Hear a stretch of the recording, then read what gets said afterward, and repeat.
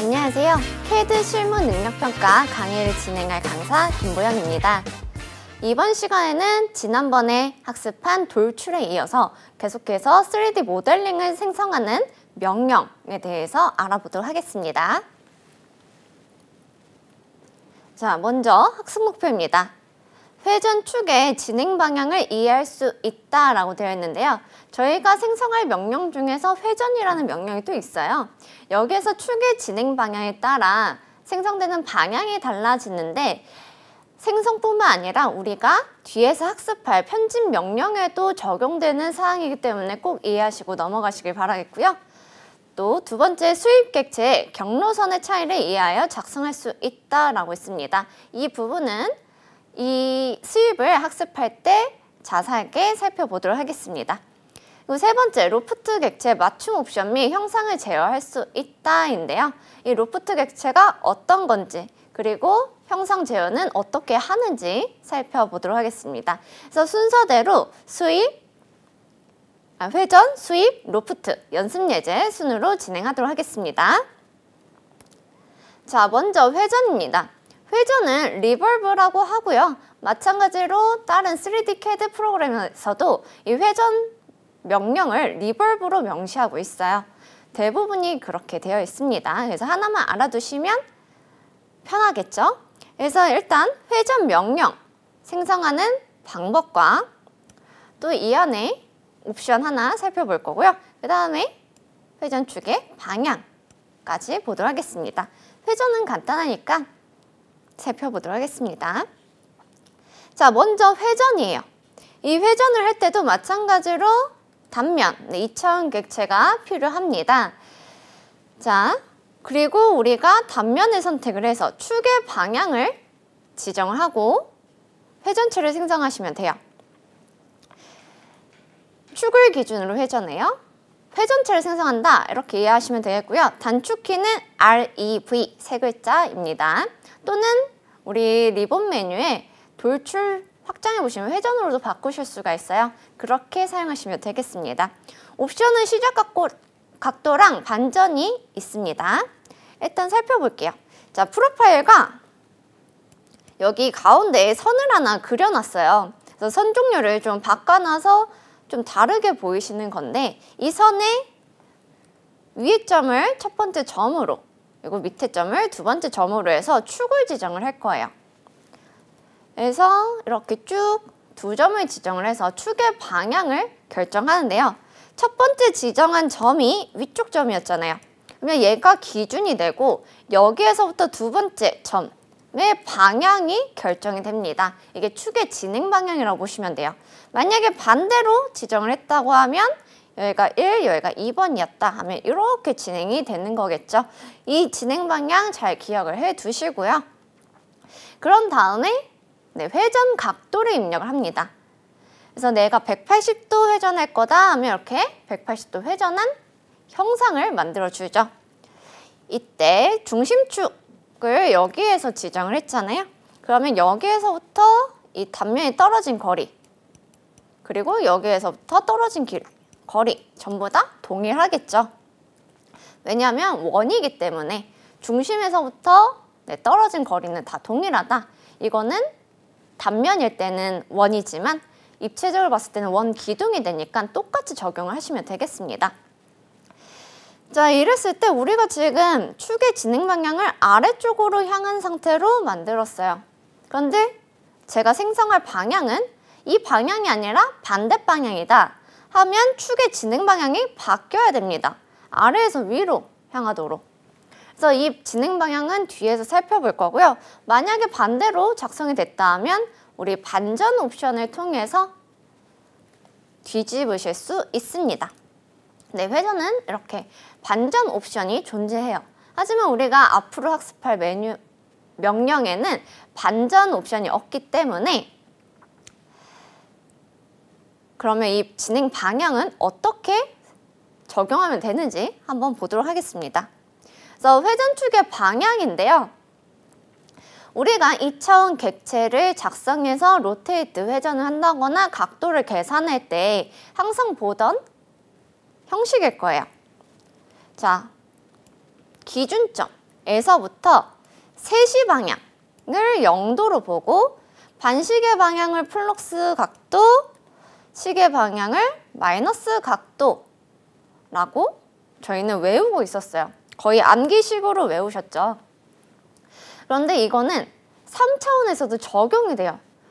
그런데 3차원이다 보니까 이 방향이 조금 헷갈리게 됩니다. 여기가 반시계 방향인가 시계 방향인가 해서 좀 더 이해하기 쉽도록 한 가지 법칙을 적용을 해서 회전축의 방향을 이해하도록 하겠습니다. 자, 오른나사의 법칙을 적용해서 이해를 하시면 되는데요. 이 오른나사의 법칙은 물리학에 나오는 내용이긴 한데 우리가 CAD에서 회전 방향을 이해할 때 이 오른나사의 법칙을 이해하시고 넘어가시면 좀 더 쉽게 방향을 이해하실 수 있습니다. 자, 어떤 거냐면요. 일단 오른나사가 뭐냐? 나사라고 하면 두 개의 제품을 체결할 때, 결합할 때 사용하는 기계용 체결 요소 중에 하나인데요. 이렇게 생긴 거예요. 일반적으로 저희가 많이 보셨을 겁니다. 조립식 가구를 만든다고 하거나 아니면 어떤 조립품, 뭐 아기자기한 거 아트를 한다거나 할 때도 조금씩 들어오죠. 자, 이렇게 생긴 건데 오른나사라고 하면 얘가 오른쪽으로 돌렸을 때 쭉쭉쭉 이동을 하면서 조립이 되는 거예요. 즉, 조금 자세하게 그려볼게요. 자, A라고 하는 부품과 B라고 하는 부품이 있어요. 얘네들을 이 나사를 이용해서 체결을 할 거예요. 조립을 할 거예요. 이렇게. 그래서 얘가 아래로 진행을 한다라고 했을 때 얘를 시계 방향, 오른쪽으로 돌려야지만 아래쪽으로 이렇게 위치해서 조립이 되겠죠. 그래서 오른쪽 시계 방향을 돌렸을 때 조립이 되는 나사를 오른나사라고 합니다. 그래서 이 방향을 물리학에서 전류의 방향과 자기장의 방향을 찾을 때 어떻게 하냐면 이렇게 엄지손가락을 이용해서 찾아요. 이때 사용하는 손은 오른손입니다. 그래서 오른손을 드셔서요. 주먹을 쥐는데 이때 엄지손가락을 피시는 거예요. 이때 엄지손가락이 향하는 방향이 축의 진행 방향이라고 저희는 생각하시면 되고요. 손가락에 감기는 방향이 회전하는 방향이라고 보시면 돼요. 플러스 각도라고 보시면 됩니다. 그래서 엄지손가락을 아래쪽을 향하면 시계 방향, 위로 향하면 반시계 방향 이렇게 되겠죠. 그래서 우리가 축을 지정할 때 두 점을 지정을 해서 축을 지정을 합니다. 이랬을 때 첫 번째 점이 기준점이 되고요. 두 번째 점이 있는 곳이 방향이 돼요. 그러면 이렇게 오른쪽으로 그렸다 하면 오른쪽으로 이렇게 향하도록 하면 되겠죠. 그래서 이렇게 3차원에서의 축의 방향은 오른나사의 법칙을 조금 적용해서 보시면 쉽게 이해하실 수 있고 그에 따른 회전 방향은 결정이 되니까요. 이거는 꼭 이해하시고 넘어가시길 바라겠습니다. 그래서 회전은 여기까지입니다. 자, 두 번째는 스윕인데요. 스윕은 뒤에서 설명드리겠지만 두 개의 선이 필요합니다. 하나는 단면이 필요하고요. 하나는 얘가 따라다니는 경로 이렇게 두 가지가 필요해요. 그래서 그런 객체를 하나 만들어 볼 거고요. 얘에 따른 옵션도 몇 가지 살펴볼 거고 또 선이 우리가 선과 폴리선을 학습을 했잖아요. 그거 말고도 한 가지 선의 유형이 있는데 어떨 때 사용을 하면 되는지 또 어떤 차이가 있는지 이런 것들 살펴보도록 하겠습니다. 자, 먼저 스윕이에요. 스윕은 이렇게 원형, 이렇게 완전히 닫혀있는 2차원 객체가 내가 지정한 이런 경로선을 따라가며 3차원 형상을 만들어주는 명령입니다. 자, 단축키는 사실 없는데 SW 입력하면 스윕 하나만 나와서 제가 SW라고 일단은 적어 놓았습니다. 옵션은 정렬 기준점 축척 비틀기 있는데요. 저희는 옵션 중에서 축척이랑 비틀기 두 가지만 살펴볼 거예요. 그래서 특징은 우리가 다른 3D CAD 할 때는 보통 이런 경로선이 있다면 경로선 끝에 면을 하나 만들어서 여기에다가 스케치 이런 프로파일을 작성한 다음에 명령을 실행을 하거든요. 근데 CAD에서는 꼭 그렇게 하지 않으셔도 생성이 가능합니다. 그래서 지금 XY 평면에 원이라는 객체가 있고요. XZ 평면에 이렇게 경로선 하나 그려놨죠. 그래서 명령 실행한 다음에 먼저 어떤 단면을 선택할 건지 해서 원을 이렇게 선택을 합니다. 그런 다음에 엔터. 그 다음에 경로선을 선택을 해요. 그래서 경로선을 선택하면 이렇게 형상을 만들어 줍니다. 그래서 원형 단면이 이 경로선에 따라가면서 이렇게 만들어지죠. 지금은 한 번에 만들어졌어요. 왜냐하면 이 경로선이 폴리선이었기 때문입니다. 자, 그러면 여기 옵션 중에서 축척과 비틀기를 한번 보도록 할게요. 자, 축척 먼저 바라볼 건데요. 축척은 이 단면의 비율을 점점 크게 한다거나 점점 작게 한다거나 조절이 가능해요. 그래서 먼저 이 단면, 2차원 객체를 선택을 하고 그 다음에 경로를 선택을 합니다. 이때 이 경로를 지금 폴리선이잖아요. 폴리선을 딱 반으로 나눴다가 가정했을 때 아래를 선택할 건지 위를 선택할 건지에 따라서 이 단면이 기준이 바뀌어요. 그래서 먼저 아래쪽 부분을 선택했다고 가정했을 때는 얘가 선의 아래쪽이잖아요. 그럼 이 단면의 기준이 아래쪽으로 갑니다. 그래서 여기 있던 단면의 크기가 여기로 오고요. 내가 입력한 비율값에 의해서 이 경로의 끝에 크기가 커지고 있죠. 만약에 반대로 줄어든다 하면 여기가 줄어들어 있겠죠.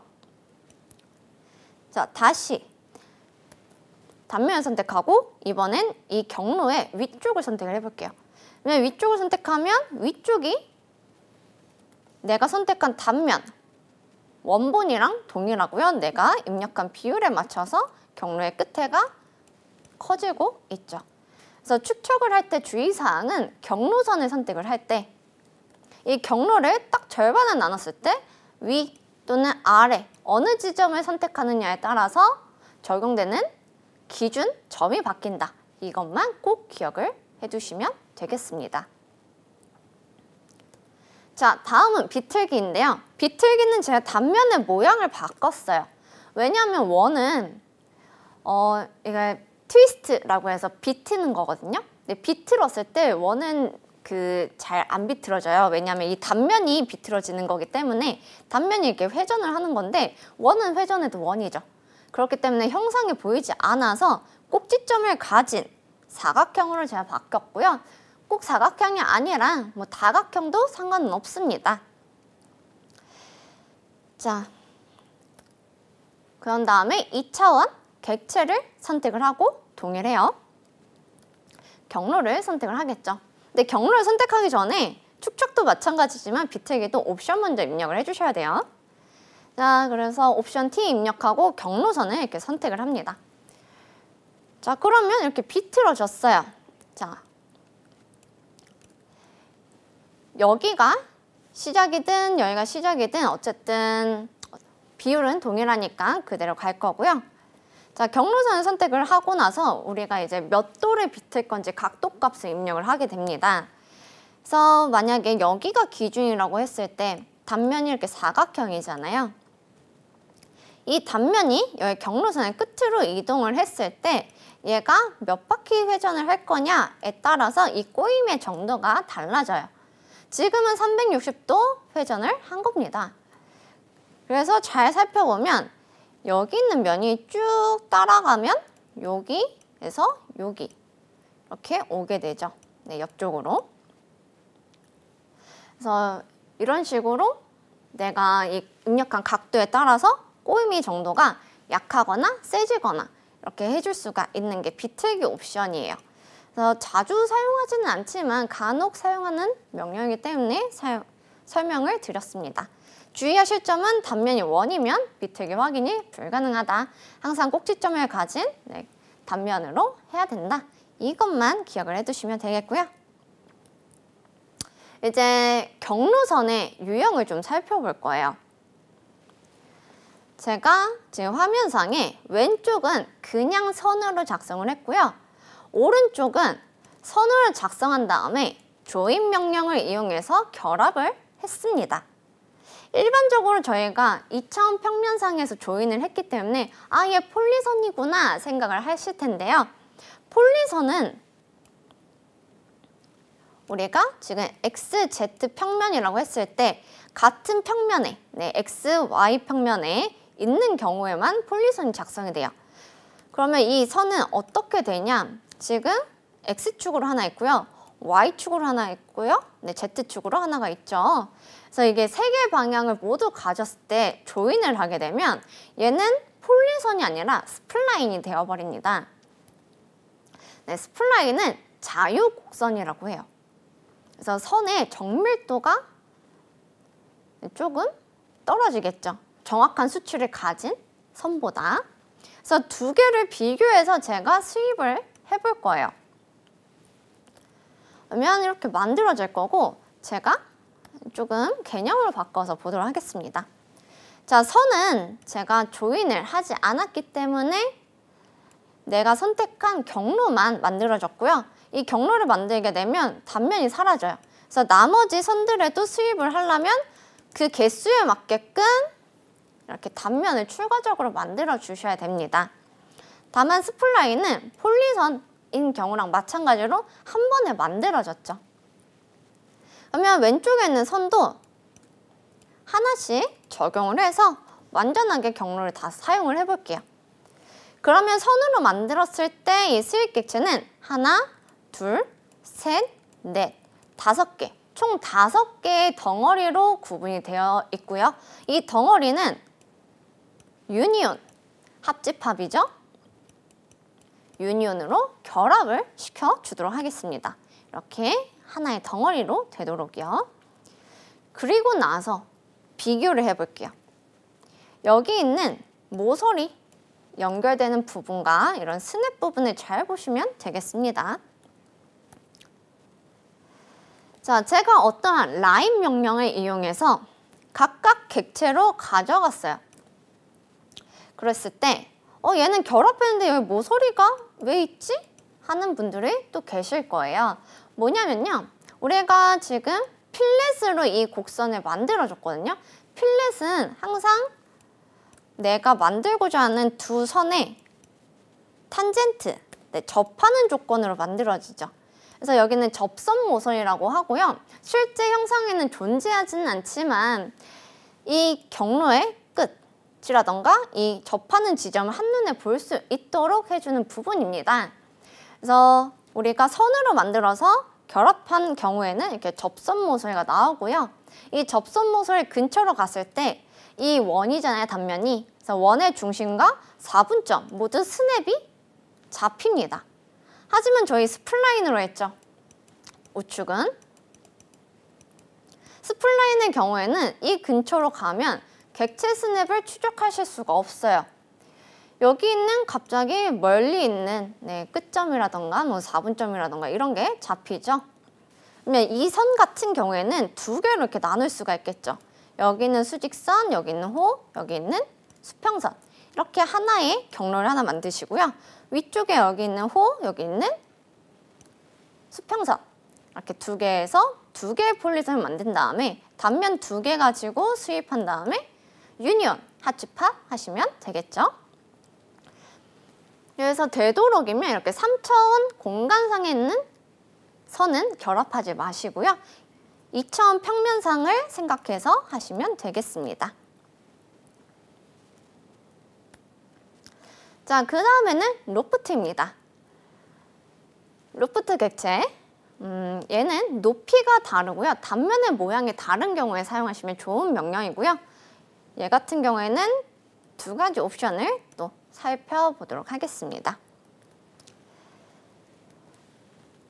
자, 먼저 로프트입니다. 로프트는 지금 보시면 XY 평면 상에 원이 3개가 있는데요. 이 원이 지금 Z축 방향으로 높이가 각각 다른 상태예요. 이랬을 때 사용이 가능하고요.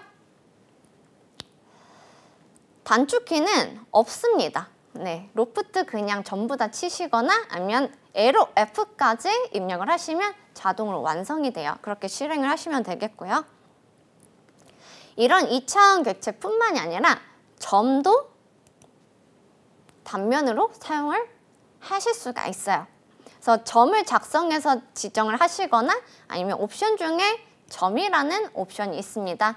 얘를 통해서 특정 점을 선택을 해주시면 돼요. 주의하실 점이 있는데요.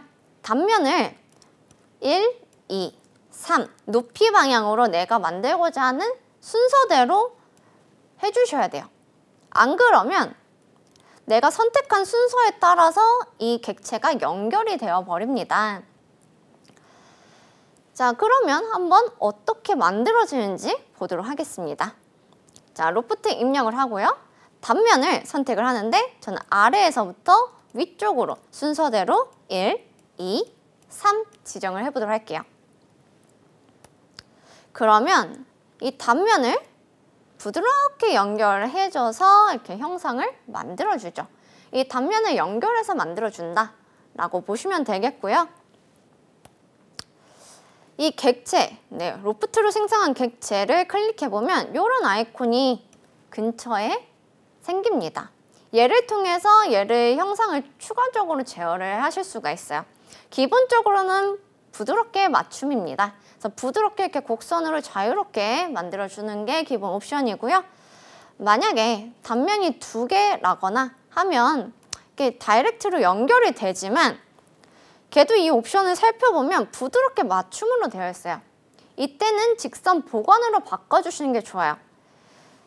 부드럽게 맞추면 이렇게 곡선으로 자유롭게 만들어진다고 하면 직선 보관은 두 단면을 이렇게 직선으로, 다이렉트로 연결을 해주는 형상이거든요. 근데 단면이 2개일 때는 무조건 직선 보관 형태처럼 만들어지는데 왜 이걸 추가적으로 만들어줘야 되냐라고 하면 얘가 연상상에서 조금 차이가 발생을 합니다. 눈으로 봤을 때도 직선이고 어떤 경우에는 이걸 바꾸지 않아도 정확한 최저값이 나오는 반면에 조금 복잡한 형상이다 라고 하면 최저값이 부드럽게 맞춤이랑 직선 보관을 했을 때랑 조금 달라요. 그렇기 때문에 이렇게 조금 직선으로 연결된다 하면 기본값이 부드럽게 맞춤이니까 반드시 얘를 클릭해서 직선 보관으로 바꾸실 수 있도록 해주시는 게 좋아요. 자, 그런 다음에 이제 외부 형상을 제어를 해보도록 할 건데요. 로프트가 저희가 높이가 다른 단면을 순서대로 연결을 하면 이렇게 연결을 시켜주잖아요. 근데 이 연결된 외부 형상이 제 마음에 안 드는 거예요. 저는 좀 더 다르게 여기 이렇게 되어 있고 여기는 이렇게 되어 있는 조금 다른 형상을 만들고 싶다 했을 때 사용하는 옵션이고요.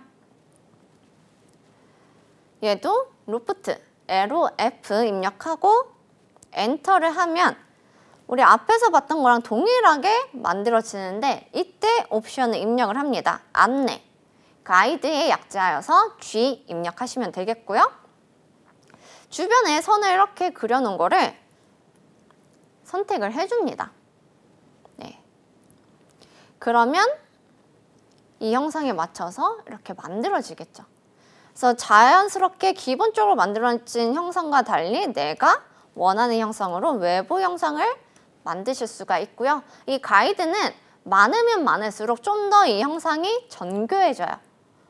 그렇기 때문에 보통은 만약에 평면 2개의 평면에서 이렇게 가이드를 만들게 되는데 좀 더 정밀해야 된다 하면 또 대각 방향으로 또 나눠서 가이드 레일을 만들어 주시는 게 좋고요.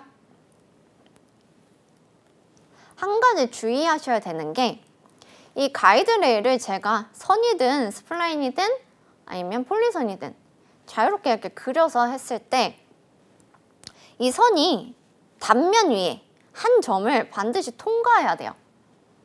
네, 2차원 객체, 우리 단면에 한 점을 반드시 통과해야 되고 이렇게 떨어져 있잖아요.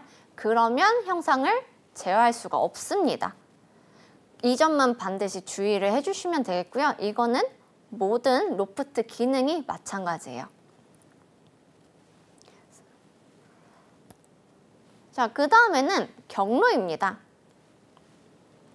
이번에는 아까는 그냥 일직선상에 원이 이렇게 쭉쭉쭉 있었다면 이번에는 조금 이렇게 옆으로 이동시켜 놓은 상태예요. 이 상태에서 만약 로프트를 하게 되면 마찬가지로 이렇게 자유롭게 부드럽게 이렇게 연결이 되겠죠. 근데 저는 이렇게 말고 이 단면이 연결될 때 여기는 조금 휘고 여기는 이렇게 휘어서 만들어질 수 있도록 경로를 조금 제어하고 싶어요. 그럴 때 사용하시면 됩니다. 그래서 등각뷰에서 이렇게 안에 경로를 만들었는데요. 지금 저는 중심축을 다 통과하도록 그렸기 때문에 중심축에 얘가 만들어지는 경로를 제어할 수가 있겠죠. 자, 그러면 로프트 명령 입력을 해서 단면을 하나, 둘, 세 개 선택을 해주면 기본 값대로 만들어지는데요. 여기에서 경로 P 옵션을 입력을 하고 안에 제가 그린 객체를 선택을 하면 내가 작성한 이 경로대로 형상이 제어가 되죠. 이 경로 같은 경우에는요, 꼭 중심축을 통과하도록 안 그리셔도 돼요. 안내 곡선과 달리 단면에 한 점도 통과할 필요도 없습니다. 그냥 허공에 이렇게 그리셔도 그 경로가 크게 벗어나지 않는다 하면 만들어줘요. 만약에 이 경로가 너무 크게 벗어나요. 형상이 막 찌그러지고 여기가 겹치는 부분이 발생하고 그러면 안 만들어지지만 내가 충분히 만들 수 있는 경로다 하면 걔를 인식해서 만들어주기 때문에 반드시 그 부분만 주의를 해주시면 되겠습니다. 자, 여기까지 로프트 살펴보았습니다. 그러면 연습 예제를 통해서 지금까지 학습한 생성 명령들을 다시 한번 학습해보는 시간을 가져보도록 할게요. 자, 먼저 첫 번째 연습 예제는요. 지난 시간에 배웠을 돌출 명령을 이용해서 만드시면 되는데요. 자, 우리가 이런 형상을 보면요. 어디를 단면으로 할까? 무슨 명령을 사용할까? 이런 거를 먼저 파악을 하시는 게 좋아요. 그냥 무턱대로 이렇게 그리셔도 상관없는데 조금 어느 정도 어떤 명령 사용해서 그릴까? 단면은 어떻게 작성을 할까? 이런 걸 생각하시고 그리신다면 좀 더 단순하게, 좀 더 빠르게, 쉽게 이렇게 그리실 수가 있습니다. 얘 같은 경우는요. 저는 여기 아래쪽의 형상과 위쪽의 형상 그리고 여기 있는 사각형의 형상 원까지 다 그려놓고 시작을 할 거예요. 그래서 아래쪽에 있는 형상을 보면 여기 길이 90이고요. 반지름이 45입니다. 반지름 45면 전체 지름 몇이에요? 90이겠죠. 이렇게 치수를 파악하시면 되겠고요. 자, 보시면 알겠지만 높이 30, 여기도 30, 여기도 60이니까 이 높이도 30이 되겠네요. 이거 안쪽에 얘는 50인데 보니까 여기 중심축이 다 똑같은 것 같아요. 그래서 요 거리 잘 계산해 보시면 50이죠. 근데 여기가 몇이었어요? 90이었죠. 여기에서 90에서 50이 되려면 50이 되려면 여기에 40만큼 빠지면 되는데 우리 간격 띄우기에서 원의 반경만큼씩 들어오니까 옵셋 값은 20으로 해서 그리시면 되겠죠. 여기도 20이라고 보고 하겠습니다. 자, 그런 다음에 여기도 35고 여기도 35니까 절반으로 나눈 거고요. 얘도 중간 지점에 있다고 가정을 하고 작성을 하도록 하겠습니다. 그러면 어떻게든 화면으로 가서 얘 한번 모델링 해보도록 할게요. 자, 그러면 우리가 생각했던 대로 모델링 하기 위해서 평면도로 뷰를 조정을 하고 여기다가 우리가 원하는 단면의 모양을 작성을 해보도록 할게요. 저는 비주얼 스타일은 2D 와이어프레임으로 바꾼 다음에 단면 작업을 할게요. 왜냐하면 이런 개념이나 다른 비주얼 스타일로 하게 되면 3차원, 평행, 투영 공간에서 하잖아요. 그러면 약간 뭐 이런 그래픽 커서라던가 UCS의 모양이 색조적으로 들어가니까 조금 버벅이는 감이 있어서 2D 작업할 때는 2D 와이어프레임으로 하고 있습니다. 자, 그러면 이 단면의 모양 한번 그려보도록 하죠. 자, 길이 90이고요. 여기도 45니까 여기가 90이죠. 그러면 90에 90의 정사각형 먼저 한번 그려보도록 할게요. 렉탱글 이용할 거고요. REC 입력하고 엔터. 그 다음에 임의의 한 점 지정을 하고요. 골뱅이 90, 90 하셔도 되고 동적 입력 F12번이 켜져 계신다면 그냥 90, 90 입력을 하시면 되겠죠. 그리고 여기 있는 호는 두 점을 지름으로 하는 거니까 여기 중간점에서 원을 그리든 아니면 이 점 원을 이용해서 쭉 그린 다음에 잘라서 정리를 해주시면 되겠죠. 그래서 서클, EP, 윗점, 아래점 클릭하면 이렇게 될 거고요. 이 사각형은 익스플로드, X 이용해서 분해를 해줄게요. 그리고 왼쪽에 있는 수직선은 델리트로 지워주실 거고요. 트림 이용해서 위, 아래 선의 경계로 안쪽에 있는 호 절반을 지워주도록 하겠습니다. 그런 다음에 얘는 제가 레지온이나 바운더리가 아니라 조인 명령을 이용해서 그룹 해줄 거예요. 그러면 얘가 폴리선으로 바뀌겠죠. 자, 그런 다음에 우리 여기에서 여기, 여기에서 여기, 여기에서 여기 똑같이 20만큼 들어갈 거예요. 옵셋 20 폴리선 선택하고요. 안쪽으로 들어오겠습니다. 그러면 모서리가 정리되고 우리가 단면으로 쓸 수 있도록 또 폴리선인 상태로 이렇게 만들어지죠. 자, 그 다음에 여기 원과 여기 원 그려줄 건데요. 원을 그리기 전에 먼저 여기 35부터 나눠주는 게 좋겠죠. 렉탱글 이용해서 저는 여기 안쪽에 있는 끝점에서부터 반대쪽 이렇게 대각으로 해서 사각형 만들어줄 거예요. 그래서 여기 한 점 클릭하고 방향 잘 보셔야 되겠죠? 골뱅이 마이너스 35에 높이 35 입력, 50이죠. 네, 50 입력하고 엔터. 그러면 여기에도 이렇게 사각형, 폴리선 하나, 폴리선 2개, 폴리선 3개 존재하게 되죠. 그래서 여기 원은 서클 이용해서 중심점 추적이 되니까 반지름 15 하면 지름 30의 원이 만들어질 거예요. 자, 그러면 여기는 원 어떻게 그릴까요? 여기 중간점에서 선을 하나 그려서 여기 중간점에서 원을 그리시면 되겠죠. 그래서 라인 이용해서요. 여기 중간점에서 이렇게 그려도 돼요. 근데 우리가 이게 폴리선이잖아요. 폴리선은 기하학적 중심이 또 따로 있습니다. 얘는 지금 직사각형이기 때문에 얘의 중심이 가로, 세로가 정확하게 중간점이에요. 그래서 그냥 서클 이용해서 이 객체의 기하학적 중심에다가 반지름 10의 원을 그려주시면 단면은 전부 다 작성이 완료가 됐어요. 그런 다음에 남동 등각 투영으로 제가 돌려서 한번 보도록 할게요. 얘네가 각각 30, 60, 90만큼 올라오면 되겠죠. 이제는 비주얼 스타일을 개념을 한번 바꿔놓고 보도록 할게요. 가장 먼저 작은 영상부터 제가 만들도록 하겠습니다. 돌출, 여기 있는 리본에 있는 메뉴 선택하셔도 되고요. 단축키는 EXT였죠.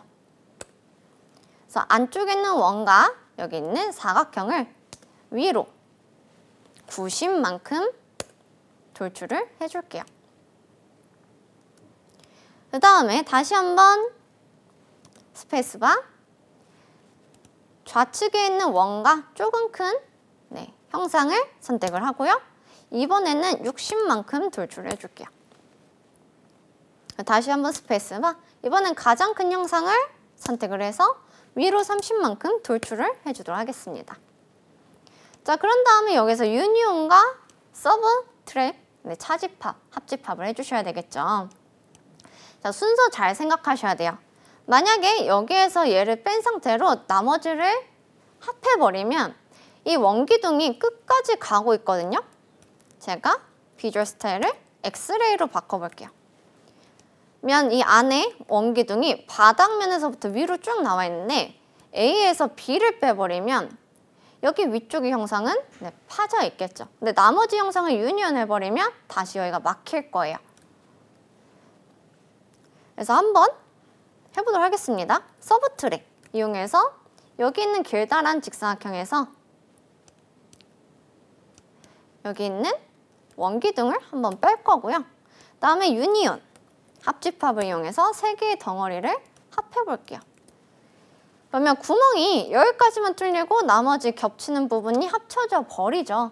이러면 안 되겠죠.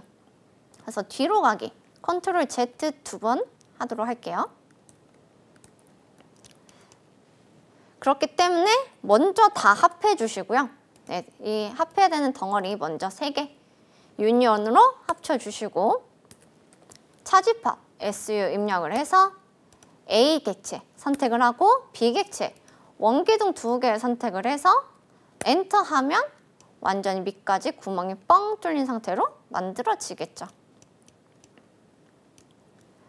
자, 이런 식으로 돌출할 때 따로따로 돌출해서 합해도 되지만 합집합할 때, 차집합할 때 이 순서에 따라서도 생기는 형상의 차이가 발생한다는 거 잊지 않으시길 바라겠습니다. 그러면 두 번째 예제 보도록 하겠습니다. 자, 두 번째 예제는 회전을 이용해서 만드시면 돼요. 왜냐하면 위쪽에서 봤을 때 단면의 모양이 다 뭐예요? 여기에서 위로에서 봤을 때 전부 다 원형이에요. 원형이기 때문에 단면 하나 그려서 회전 한 번만 해주시면 되겠죠. 이때 회전축이 어디가 될까요? 중심선이 있는 위치가 될 거예요. 그러면 단면은 어떻게 될까요? 양쪽 다 그릴 필요 없죠? 한쪽만 그리시면 됩니다. 그래서 바닥면, 윗면 그려줄 거고요. 또 여기는 경사선. 그리고 여기에 조금 나와 있고 여기 경사선. 그리고 수직선과 여기 위쪽에 모자 부분을 만들어 주셔야 되는데요. 잘 생각하셔야 되는 게 여기 안쪽에 지금 숨은 선이에요. 그쵸? 내부 공간이 비어 있습니다. 그렇기 때문에 여기를 만드실 때 이렇게 만드시면 안 되고요. 우리가 비는 거 생각을 해서 여기 두께만큼 이런 식으로 만들어 주셔야지 내부가 채워지지 않는 방향으로 만들 수가 있겠죠. 그래서 회전을 하실 때는 단면의 모양을 잘 생각하시는 게 중요합니다. 오토캐드로 이동해서 한번 작성해 보도록 할게요. 우리가 필요한 건 이 부분이니까 이 부분만 확대해서 보도록 하겠습니다. 자, 전체 높이 몇이에요? 43이죠. 라인 이용해서 저는 동적 입력 켜져 있는 상태에서 위에서 아래로 수직하게 43만큼 내려올 거예요. 이때 직교 모드 켜주시면 더 좋겠죠. 43, 엔터. 그런 다음에 좌측으로 갈지 우측으로 갈지는 사용자의 선택에 따라 다릅니다. 그래서 저는 먼저 좌측으로 갈게요. 좌측으로 갔을 때 여기에 지름, 평면도에 나와 있죠. 20이네요. 아, 15네요. 네. 여기는 숨은 선으로 되어 있는 거니까 15라고 보도록 하겠습니다. 15. 이거 위로 2. 그 다음에 여기는 지금 높이로 주어졌죠. 그렇기 때문에 옵셋 이용해서 5mm만큼 여기 있는 수평선을 위로 이동을 시켜주고요. 여기 만나는 끝점은 여기 안쪽에 있는 지름의 절반값이죠. 안쪽에 있는 부분이 3이니까 3만큼 또 옵셋을 해서 여기 끝점과 여기 끝점을 이어줄게요. 라인. 그런 다음에 여기 연장된 선은 정리를 해주셔야 되겠죠. 그리고 여기 옵셋으로 한 위치를 찾는 선은 필요 없으니까 델리트로 지워줄게요. 자, 그 다음에 위쪽에 있는 이 부분, 여기는 각도니까 여기 가장 큰 넓이 20이었죠. 네, 20만큼 갈 건데 라인 이용해서 끝에서부터 수평선을 넉넉하게 그려줄게요. 그리고 옵셋 이용해서 만들어주도록 하겠습니다. 지금 치수가 하나 누락이 되어 있죠? 여기 높이가 없네요. 그래서 치수를 한번 재어보면 23입니다. 그래서 옵셋 이용해서 위에서부터는 20만큼 내려오시면 되겠죠. 그리고 또 20만큼 왼쪽으로 이동을 해서 여기 끝점에서부터 120도, 여기가 120도만큼 움직이면 되겠죠. 그래서 라인 이용하고요. 여기 교차점. 직교 모드는 끈 상태로 여기에서 지금 전 동적 입력 켜져 있는 상태거든요. 그래서 길이값과 각도값이 동시에 보여요. 길이값 입력하지 않고 키보드에 있는 탭키 눌러보시면 이 각도값 입력이 가능합니다. 그래서 탭 입력을 하면 각도값 입력이 가능해요. 그래서 반대쪽이 120도니까 여기는 60도가 될 거예요. 그런 다음에 다시 한번 탭 누르시면 60도로 고정된 상태로 선을 지정이 가능합니다. 그래서 임의한 점 클릭. 그 선을 한 번 더 정리를 해줄게요. 트림 이용해서 연장된 선 좀 정리를 해주도록 하겠습니다. 여기는 수직선 필요 없으니까 델리트로 지워줄 거고요. 여기 위에서 옆에서 전부 다 3만큼 옵셋이 되어 있으니까 옵셋 3 이용해서 위에서 아래, 옆에서 안쪽으로 그리고 선 정리 한 번 더 해주도록 할게요. 그리고 여기도 지워주셔야 되겠죠. 그리고 여기도 이렇게 정리를 해주셔야지 우리가 원하는 단면으로 작성이 가능합니다. 그래서 이렇게 작성을 하신 다음에 조인 또는 레지온 이용할게요. 이번엔 레지온. 전부 선택을 해서 엔터하면 비주얼 스타일 바꿨을 때 개념으로 바꿔볼까요? 이렇게 면이 하나 만들어지죠. 그런데 지금 얘는 정면도에 있는데 저희는 평면도에 그렸습니다. 얘를 정면도로 한번 이동을 해보도록 할게요. 선택을 한 다음에 컨트롤 X 하면 잘라내기가 됩니다. 그 다음에 우리 뷰 조정 이용해서 정면도로 바꿔줄 거고요. 임의한 점에 컨트롤 V 해서 삽입을 해줄게요. 그리고 등각 투영해서 바라보도록 하겠습니다. 정면도 방향으로 단면이 위치했고요. 우리 여기에서 리볼브 REV 입력하고 엔터, 단면을 선택하고 엔터. 그래서 중심이 되는 부분. 이 단면에서는 가장 우측에 있는 위점, 아래점이 되겠죠. 그래서 방향은 상관없습니다. 360도 할 거기 때문에 그래서 위에서부터 아래까지 이렇게 선택을 한 다음에 각도. 그냥 엔터 하시면 기본값이 360도이기 때문에 360도 만들어지겠죠. 그래서 이런 식으로 만들 수가 있고요. 또 안쪽으로 돌려서 봤을 때 이 부분이 비어 있다는 것도 확인이 가능합니다. 자, 여기까지가 두 번째 예제였습니다. 그러면 세 번째 예제 보도록 할게요. 자, 세 번째 예제는 수입 명령을 이용하면 되겠다라고 바로 느껴지셔야 됩니다. 왜냐하면요. Z축, X축, 그리고 Y축 방향으로 세 방향으로 지금 파이프라인이 만들어져 있어요. 얘는 수입으로 하겠다 하면 되겠죠. 그리고 아래쪽에 있는 판은 돌출로 그냥 사각형 그려서 하면 되겠네. 우선 이렇게 구분 지어서 덩어리별로 생각하시는 것도 좋습니다. 자, 우리 앞에서 선의 종류에 따라서 만들어지는 형태가 조금 달랐죠. 얘 같은 경우에도 지금 세 개의 방향으로 경로가 만들어져 있기 때문에 각 방향마다 폴리선을 끊어서 만들어 주시는 게 좋습니다. 저는 밑에서부터 위로 모델링하는 걸 더 선호하는 편이에요. 이거 모델링하는 방향이나 순서는 개인의 차이가 있기 때문에 뭐가 정답이다라고는 말씀드릴 수는 없고요. 더 편하신 방법으로 작성을 하시면 되겠습니다. 저는 사각형, 밑에서부터 위로 작성하는 게 좋죠. 그래서 사각형부터 만들 거예요. 이 사각형 전체 크기는 세로 50이고요. 가로 60이네요. 그리고 두께는 8mm입니다.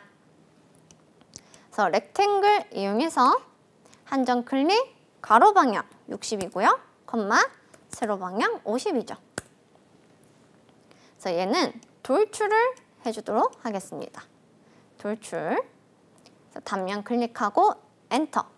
이때 위로 돌출해도 되고요. 아래로 돌출하셔야 돼요. 아래로 돌출하면 경로 작성하는데 좀 더 편하겠죠. 그래서 아래로 작성을 8mm 하도록 하겠습니다. 자, 그런 다음에 이제 여기 있는 경로선을 작성을 해줄 거예요. 여기 있는 윗면에서부터 전체 높이가 32mm, 그리고 가로 방향은 40이라고 되어 있고 여기는 또 30이라고 되어 있네요. 그리고 시작하는 위치, 여기 왼쪽 끝점에서부터 대각 방향으로 10,-10 위치에서부터 이렇게 진행을 하고 있습니다. 그러면 여기 시작하는 위치부터 찾아주면 좋겠죠? 저는 등각투영 방향에서 한번 보도록 할게요. 자, 라인 이용해서 여기 끝점에서부터 골뱅이 X방향으로 10, Y방향으로는 마이너스가 되겠죠? 마이너스 10 위치에 이렇게 사선을 하나 만들어 줄 거예요. 근데 제가 지금 마이너스 10으로 했는데 위쪽으로 가고 있어요. 그 이유는 제가 이 사각형 윗면을 지정을 해서 UCS가 자동으로 바뀌었는데요. 이거는 지금 우리 상태 막대에 동적 UCS가 켜져 있어서 그래요. 사용자화에 보면 여기 동적 UCS가 있는데요. 저는 이 동적 UCS 꺼줄 거예요. 그런 다음에 이 선을 지우고 다시 한번 해보도록 하겠습니다.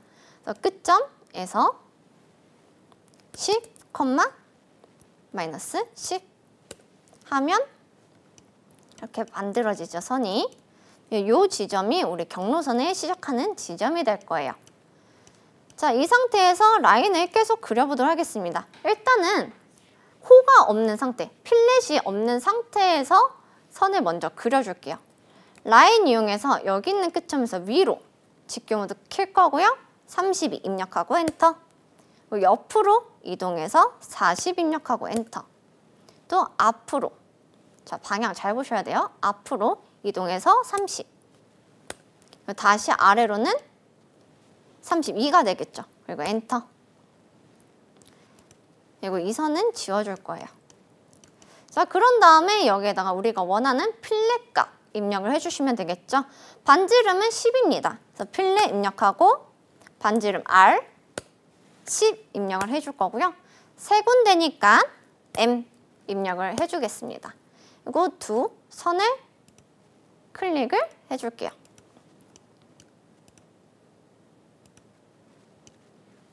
자, 그러면 이 경로는 같은 평면으로 하나,